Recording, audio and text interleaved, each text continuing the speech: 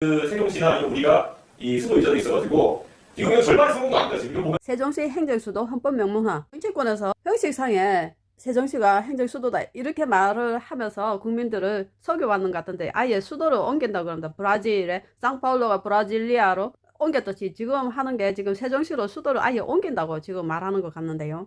세종시나 우리가 이 수도 이전에 있어가지고 지금 절반의 성공도 아니다. 지금 보면 오히려 가장 비효율적인 중간 단계로 우리가 계속 있는 거예요 지금.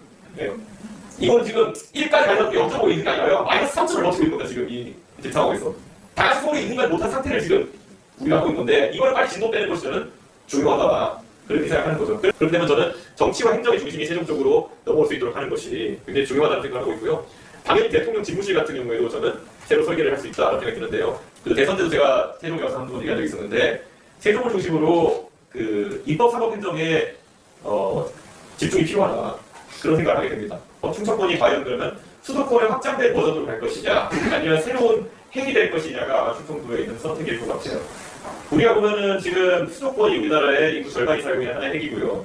그리고 굳이 말하자면은 부산에 지금 부울경을 통합하겠다 이렇게 또 하나의 핵을 만들려는 시도가 있는 것 같아요.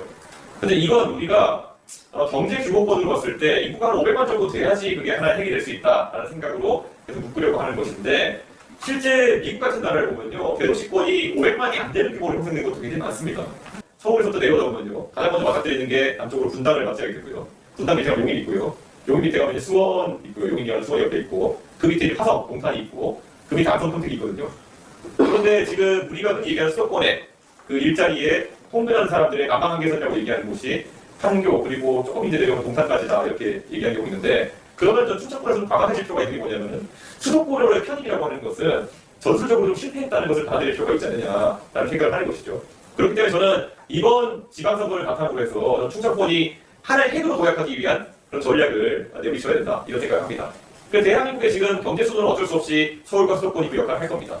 그랬을 때 그 다음에 또 최근에 부산 같은 경우에는 해양과 금융 쪽으로 이제 핵이 내려가고 있습니다. 해양, 물류 그리고 금융 쪽에 핵이 되겠다고 해서 부산은 방향성을 정했거든요. 그러면 과연 대전 충청권은 그 핵을 무엇으로 삼을 거냐 했을 때는 우리가 당연히 기존에 갖고 있는 장점을 강화한다고 했을 때 행정과 교육에 있어서 극단적인 강화가 되지 않을까라는 생각을 하는 거거든요. 그 대선 때도 제가 세종에 와서 한번 얘기한 적이 있었는데 세종을 중심으로 그 입법 사법 행정에 집중이 필요하다 그런 생각을 하게 됩니다. 지금 보면은 우스갯소리지만은 서울에 이제 있는 부처들이 좀 있지 않습니까? 외교부는 뭐 외교 공간들 때문에 그렇게 있다고 하고 그리고 또 되게 특이한 게 되게 약소 부처를 원래 공무원들이 가만히 안 하거든요. 공무원 규모가 뭐 200명, 300명 되는 일만 장관이고 작은 부처를 또 가기 싫어하는데 서울에 그 지금은 성평수가 여가부를 좀 가고 싶어하는 공무원들이 있었다라고 하는 게 여가부 업무가 굉장히 이렇게 야식 있는 공무원들이 하고 싶어하는 업무이거나 이러진 않은데 근무지가 서울이라는 이유 때문에 이제 사실 지방하는 공무원들이 있었던 거거든요. 근데 그런 것들이 사실 있었다면은 이제는 뭐 해수구로 부산으로 간다고 하지만은 그를 제외한 전 부처가 이제 세종으로 내려오는 단계가 필요하지 않을까 저는 그런 생각을 하는 거죠. 사실 그렇게 집중되어야 그 다음에 행정을 중심으로 한 서비스라든지 이런 것들이 모일 수 있는 것이거든요. 그래서 저는 대전의 정부청사와 세전의 정부청사를 잇는 그 행정의 축이 대전으로 되는 것을 완벽히 만들어내는 게 중요하다. 그리고 국회에 이제 사실 세종 이전이라는 것도 계속 얘기하고 있지 않습니까? 물론도. 그런데 국회가 사실 국회 가보신 분들 알겠지만 국회의원들이 근무하는 국회의원 회관이라는 곳이 아마 전국의 단일 오피스 건물로는 최고 밀도의 건물일 겁니다. 국회의원이 300명 있잖아요. 뭐 국회의원 300명도 일하고 있지만은 각각 보좌 인력을 9명씩 두고 있기 때문에 그 건물 하나에만 3,000명 정도 젊은 사람들이 근무하고 있는 겁니다. 그렇기 때문에 사실 국회 위치가 웬만한 부처 한 대여섯 개보다 되게 중요합니다. 부처 대여섯 개가 어디 있는가 보다 사실 국회가 어디에 있고 그 국회를 중심으로 해가지고 또 국회 관련 서비스들도 당연히 정당의 당사도 그쪽으로 오겠죠. 네. 그렇기 때문에 저는 정치와 행정의 중심이 세종적으로 넘어올 수 있도록 하는 것이 굉장히 중요하다는 생각을 하고 있고요. 당연히 대통령 집무실 같은 경우에도 저는 새로 설계를 할 수 있다는 생각이 드는데요.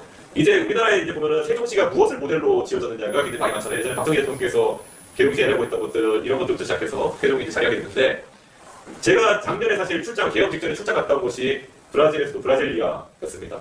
네. 브라질에서 브라질리아 갔다 왔는데 참 이런 생각이 들었어요. 저는 세종이 행정중심지로 다시 탈바꿈한다. 충청권이 행정이 탈바꿈한다는 거는 단순히 우리가 봤을 때 그냥 그 이전한다는 의미만 들 것이 아니라요.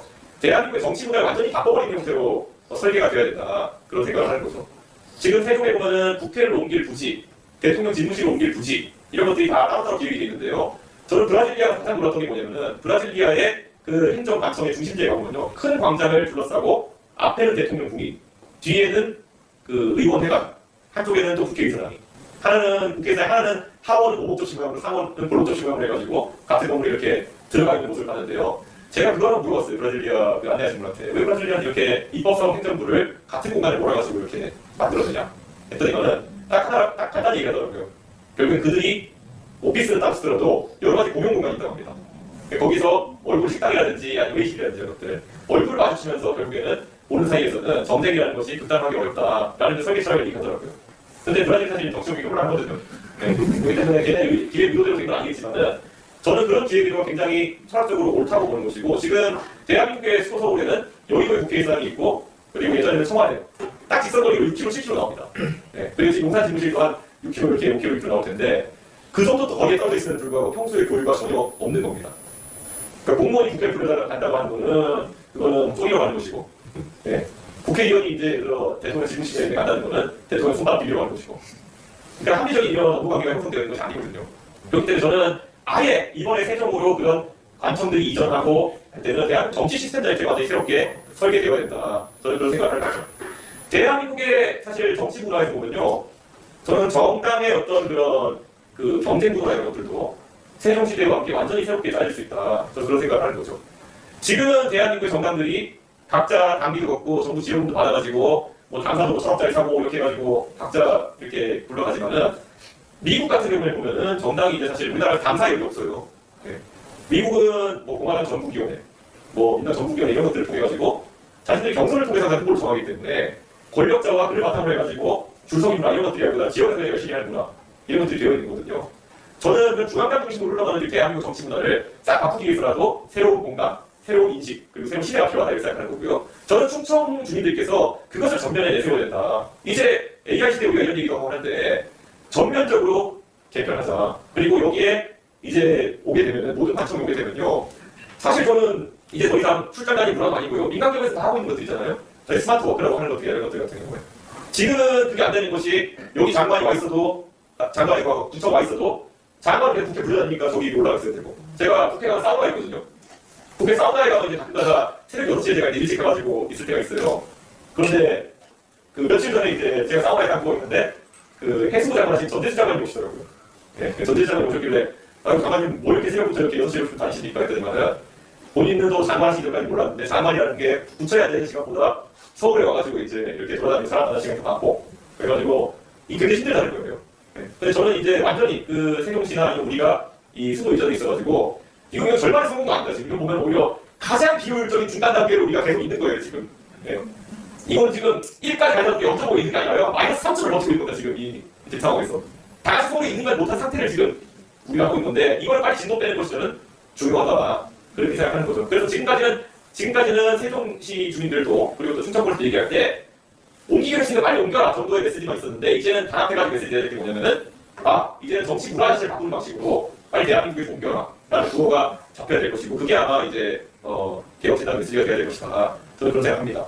저는 확실히 이제 그 서해안 같은 경우에는 냉정하게 이제 그 교통발전을 통해 물류를 좀 키울 필요가 있다. 저는 그런 생각합니다. 이 물류라는 것이 지금 경부층은 포화입니다.